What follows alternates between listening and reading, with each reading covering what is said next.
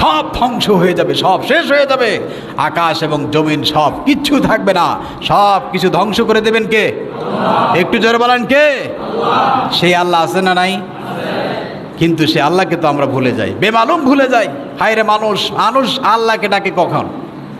যখন বিপদে পড়ে, যখন আল্লাহ ছাড়া কোনো পথ থাকে না, তখন এই মানুষের কথা, মানুষের চরিত্রগুলো আল্লাহ পাক বলছেন, ও দুনিয়ার মানুষ শোনো, ওয়া ইযা মাসাল ইনসানা দুররু দাআনা লিজামবিহি আও কাইদান আও কাইমা। যখন মানুষ মুমূর্ষ হয়ে যায়, অসুস্থ হয়ে যায়, বিপদে পড়ে, তখন আল্লাহকে ডাকে শুয়ে। কোথায়? শুয়ে ডাকে, বসে ডাকে, দাঁড়িয়ে ডাকে, আর বলতে থাকে, আল্লাহ তুমি আমাকে সুস্থ করে দাও, ভালো করে দাও, বিপদ থেকে দূর করে দাও।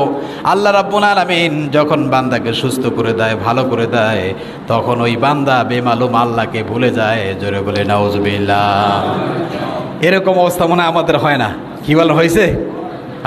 বিপদের সময় যেইভাবে আল্লাহকে ডাকে, ওই বান্দা যদি তার মৃত্যু পর্যন্ত আল্লাহকে ওই রকম ডাকতেন, তাহলে বান্দার দুনিয়াতে কোনো অভাব অনটন থাকতো না। জোরে বলে সুবহানাল্লাহ। বিষয়টা একটু চিন্তা করেন, মানুষ যখন মুমূর্ষ অবস্থা হয়, করিবুল মউত, তখন তার আর একমাত্র আল্লাহ ছাড়া কেউ থাকে না, সেইভাবে আল্লাহকে ডাকে। কিন্তু আল্লাহ যখন ডাকে সাড়া দেন, সুস্থ করে দেন, তখন আর আল্লাহর সাথে সম্পর্ক থাকে না। আল্লাহ আমাদের সকলকে বোঝার তৌফিক দান করুন। জোরে বলে আমিন।